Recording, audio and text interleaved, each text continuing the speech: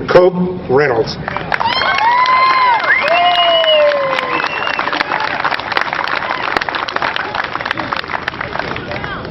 Wow, what a good crowd here today. I appreciate that. I appreciate y'all being here. It's, I will have to say one thing. There's 4 million people in this county, though. And all of us need to go out and find our friends and our relatives that are sitting home watching TV, didn't want to get out in the sun, and are not here today. We need to encourage people to participate in this kind of stuff. The first thing I'd like to do is thank Mr. Dean for inviting me to do this, and all those that were active in putting this together and getting the permits and building the stage and doing everything that was required for us to be here today. And a big thanks to you all too, so I appreciate that.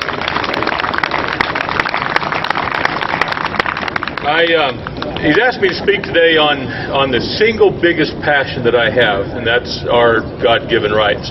Not just our Second Amendment rights, all of them. If it weren't for the second, the rest of them wouldn't exist. We would not be able to protect them. People say, your single biggest passion, really? What about family? Bigger passion than family? Yeah.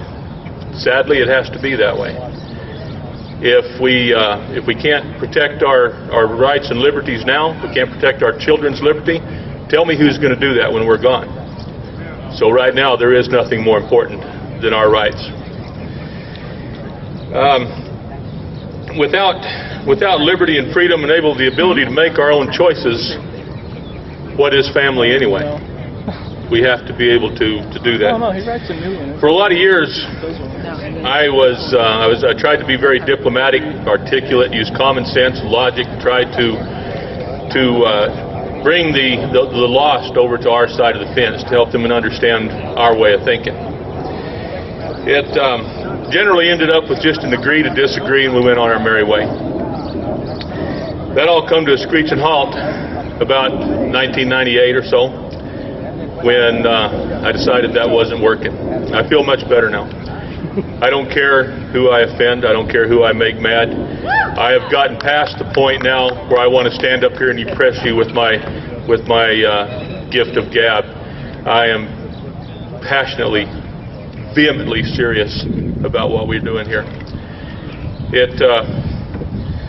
Many times when I start talking about this, it brings me up to the point of tears in these speeches, and sometimes I feel bad about it, sometimes I don't. But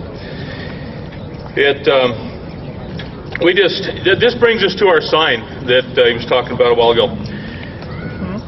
The morning after the election, I walked into my shop, and I got about 4 feet inside the door. And I said, you know what? I don't want... I felt like somebody kicked me in my fork at the end already. I couldn't believe that we have voted him in a second. We didn't. No offense. Somebody did. Or they're making us believe somebody did. How could we do that? I walked into the store, walked right inside the door, and I said, you know, I don't want those people in here. I don't want them around me. I don't want them around my kids. I don't want their money. They're too stupid. If you voted twice for one time, I can forgive if you made up for it. But the second time, you are way too stupid to own a gun. You are too irresponsible to be here with us today. So I walked inside the door, and I said, I'm going to go make a sign. I made that sign that he showed you a while ago.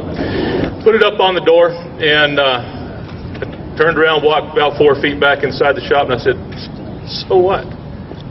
Everybody that comes here and buys guns from me didn't vote for him anyway. What is this going to do? It's going to get lots of laughs, but it's not going to do any good. So I walked right straight to the phone, and I called the newspaper. And I gave him sent him an ad copy or a graphic of what I wanted to put on there. And it came out in the paper. I sat right down and started it on the computer. Facebook, Twitter, MOLand.com, NRA, Guns.com, Gunwire, everything I could find, everybody that I knew. And pretty soon, if you ever get that feeling that you have an idea, you've thought about something you really want everybody in the world to know, by golly, I figured out how to do that. We got calls from Afghanistan, Canada, England. We were in 2 Russian publications, not here in Russian language in Russia. We found them in Spain, Germany. We got calls. I bet I did 30, 40 radio interviews. We got our point across to everybody. We're seeing copies of the sign at gun shows in Tulsa, and there's another one in Florida somebody just sent me here a few days ago. This is the gift that keeps on giving.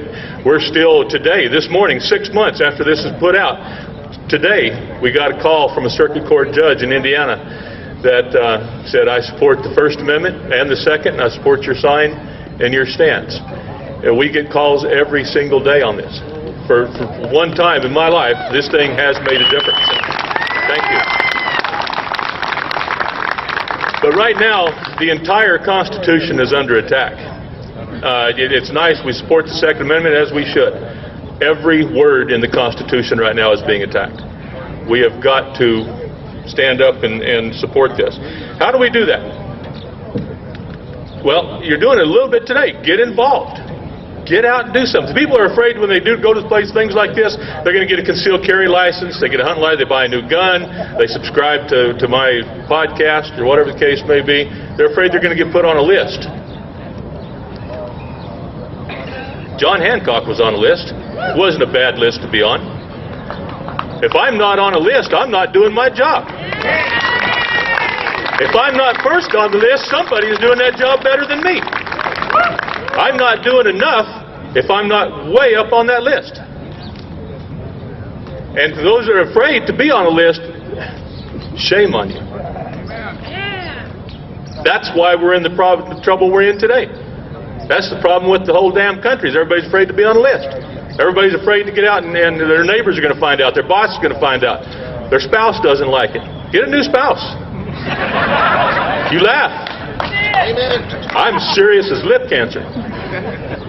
Life, your fortune, and your sacred honor. That's right. Thank you.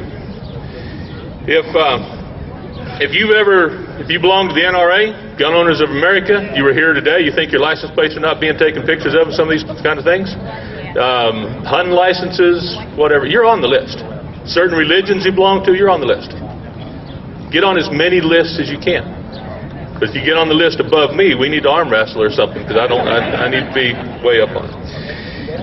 All those in favor of losing your rights, please do nothing. I believe that the documents establishing the proper role of government of the United States were written by choice men that were placed on this earth solely for that reason. Have you ever heard them say, yeah, they can't do that. The Constitution won't allow it. The Constitution won't let them do that. A high-ranking public official reportedly once said, oh, the Constitution is just a damn piece of paper. He was absolutely right. The Constitution is nothing but a piece of paper. The Constitution cannot by itself do anything but lay on a desk or hang on a wall. The Constitution doesn't give us anything. It doesn't tell them. And what it does is gives us guidelines to go by to let them know what they can do. It tells us not to allow them to do certain things.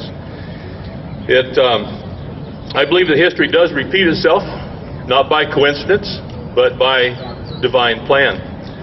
I believe that certain events in past history happened just for our benefit, for us to learn by. I also believe that we have not learned well from these events.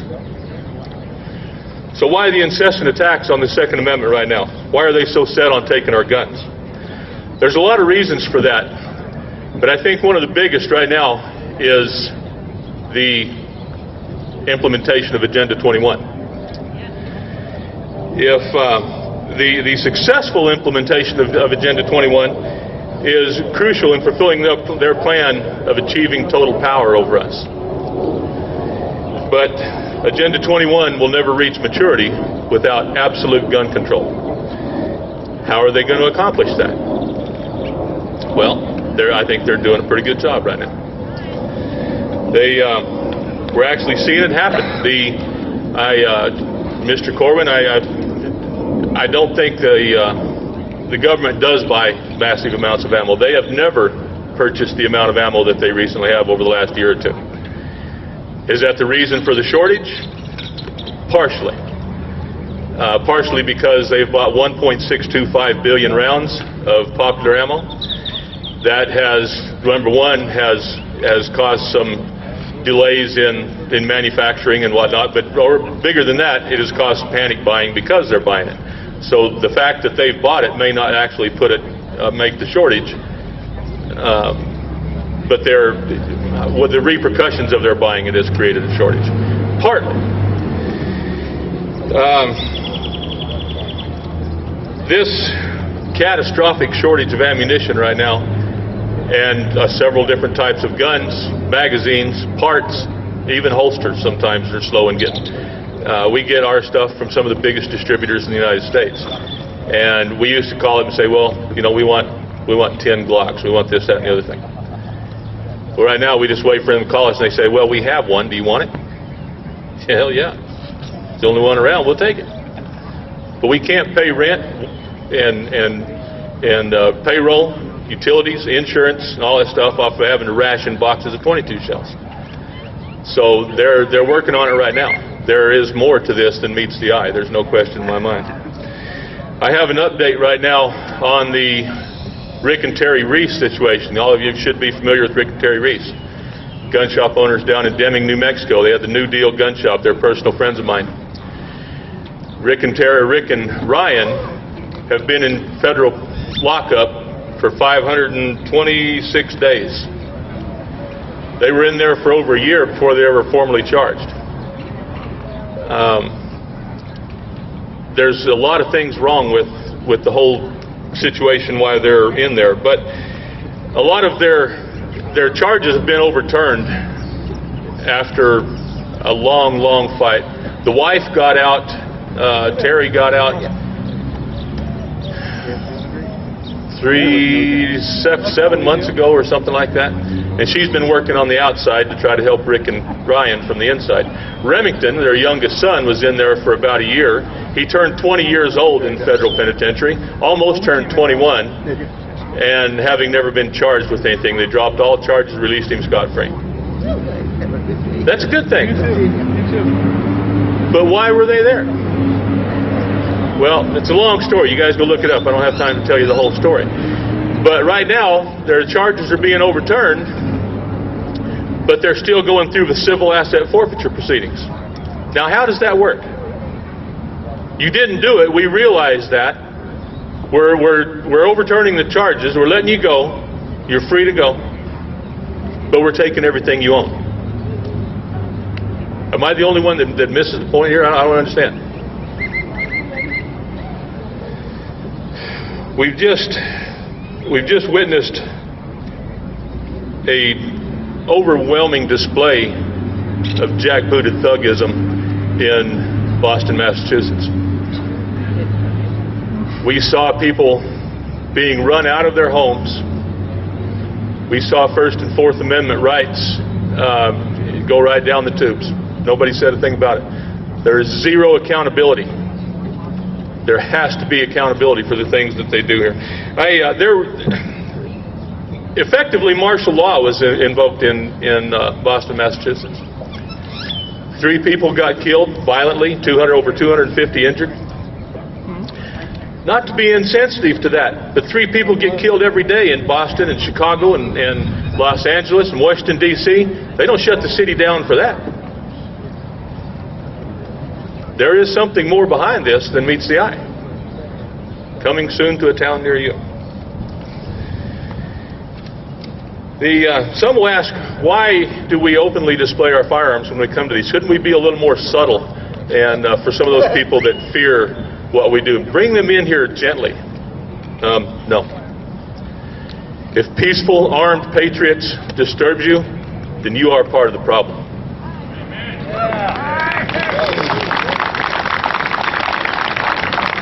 You are the ones that will step aside and allow them to come into your home with no search warrant. Now, what should have happened here is they knock on the door, and you ask them who it is, and they say it's Boston Metro, and we'd like to search your home for the bad guy. So, I'm armed. I'm here alone. I've searched my home. It's fine. Thank you very much for your concern. Please go away. That's the way it needs to be done. But that badge and that uniform immediately makes people cower and do things that that they know that they shouldn't do, but they're afraid to. We can't be afraid. These people that will worry about whether we're wearing our guns openly here today are the ones that will step aside and say, please come in. I feel better. I feel much safer that my government is searching my house. I feel much better that I've been marched out of my home with my hands over my head so that you can go in uninvited and go through my house and see if anyone's there. Break things, let the cat out, tear things up with no accountability for it. This is not a display of arms. This is a display of freedom. Yes. America got in the shape that it's in now because of us. We the people, fat, dumb, and happy. We've sat here and allowed this to happen. Not only have we allowed this to happen, we have encouraged them to do this by accepting their favors in the form of Social Security and tax breaks and refunds and all this kind of stuff. If we don't abide by their rules, we don't get certain things like birth certificates. You know, there's nothing that requires you to get a birth certificate. You know why we do it? Because they tell you have to. Look up the statute. No, you don't. But without it, you can't claim the kid on Social Security, on your tax refund. So why do we do it? Because they pay us.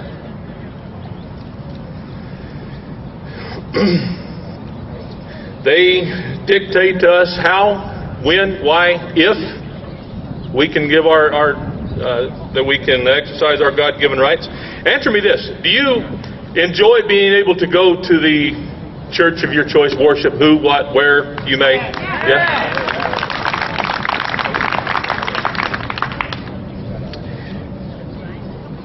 Are you comforted by the fact that you are afforded due process of law if you're accused of a crime? Yeah. Okay. Do you think you should have the right to be able to attend town hall meetings and rallies such as this today without fear of further persecution? Yeah. All right. Ladies and gentlemen, I give to you the Second Amendment of the United States Constitution. The Article 2 of the Bill of Rights. Why are we armed today? Why are we not armed every day is what I want to know. I can see some of the people around here that are wearing their gun today because there's a rally. Are you going to wear it tomorrow? Did you wear it yesterday? Are you going to wear it next week? Do you get up and get dressed with that gun every freaking day of your life? That's the right answer. That's what we have to do. If we are not armed, we are helpless. And we are not exercising our rights. We're armed because the tyrant and the news media are much more attentive when we have liberty's teeth slung over our shoulder or riding on our hip, whichever the case may be. I'm a firm believer and avid supporter of the Constitution and the Bill of Rights. And the Bill of Rights is a list of 10 things that our founding fathers, 10 basic fundamental rights afforded us by our Maker at birth that can never be taken away by man's law. Personally, knowing what I know now, the Second Amendment should have been the first. Without the second, we can't protect the rest of them. Our focus here today is to promote awareness to the fact that our beloved Constitution is being ignored, violated every step of the way by the very men that swore an oath to protect it against all enemies, foreign and domestic. We have to make them aware of our intentions and what we plan to do from this point on, what we should have done a long time ago. We have to get involved in the education of the people, starting with the youth, the people that are sitting home right now watching TV and drinking sweet tea because it's too hot out here. We need to get them involved in this. We need to make them aware of what's slipping through their fingers because their grip is not strong enough to keep them from losing the rights that they were born with. Will we fight to save them? Maybe. Some of us. People will not fight for something that they don't understand. A very wise man named Ezra Taft Benson once said back in 1966, forgive me for this being a little long, he says, "I don't believe that the greatest threat of our future is from bombs or guided missiles. I do not think our civilization will die that way. I think it will die when we no longer care when the spiritual forces that make us wish to be right and noble die in the hearts of men.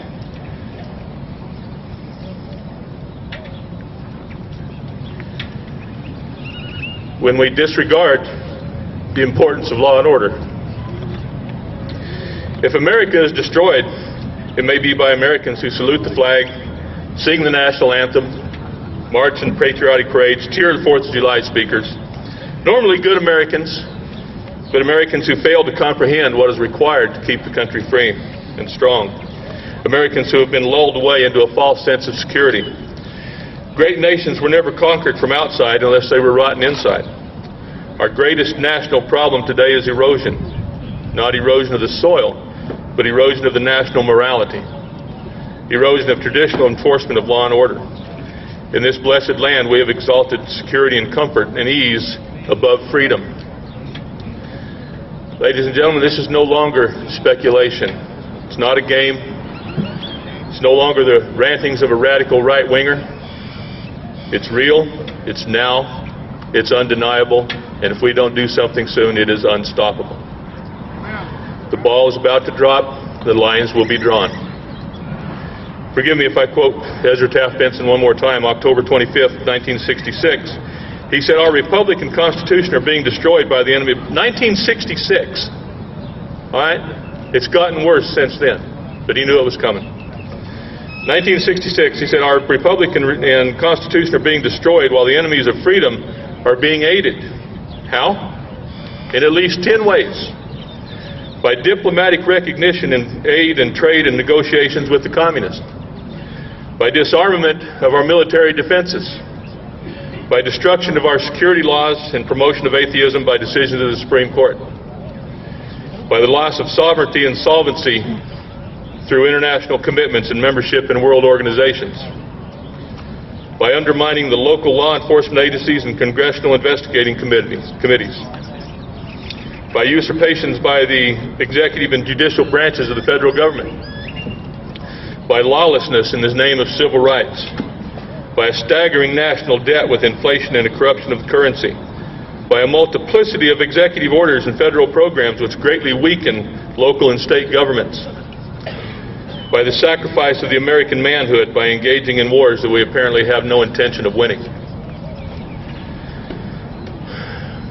Some of us just want to fight thinking this is going to solve everything overnight. Some of us are not willing to fight any further than maybe signing a couple of petitions, going to the city council meeting and saying, just accepting whatever happens with it, oh well, we tried. Hell, steers try.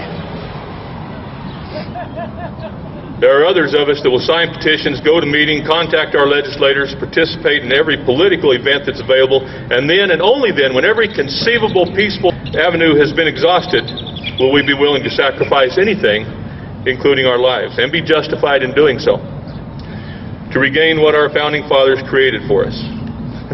The founding fathers. Oh, how ashamed we should be if they were here today to meet them. We just had some bumper stickers made up at the store. It says, there's one laying here somewhere. It says, our forefathers would be shooting by now.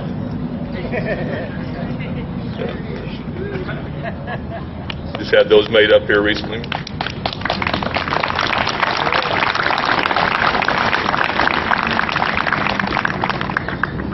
To the youth that are with us today, I'd like to publicly apologize to your generation.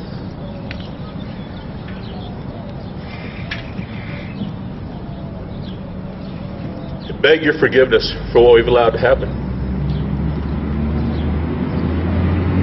This has been going on for years, about 100 years or more.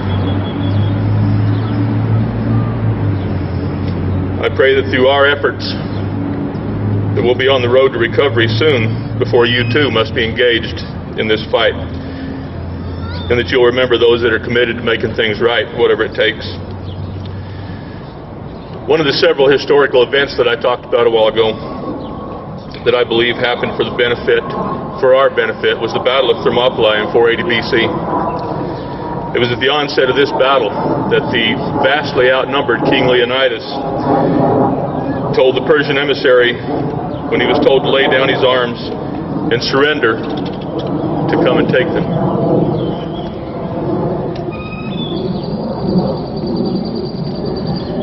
In the immortal words of King Leonidas, when he and his small band of just 300 soldiers were told to give up their arms, Molongave, come and take them.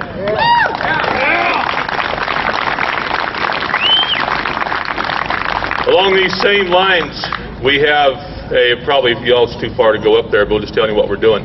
We're having our second all-private gun show up here on Pine Top, Arizona, May 11th. This gun show was designed, it definitely is a political statement. It's not a moneymaker. We as dealers are not even invited to go to this show. We're hosting it. There's going to be no dealers, all private sales, all private transfers, no 4473s, no background checks.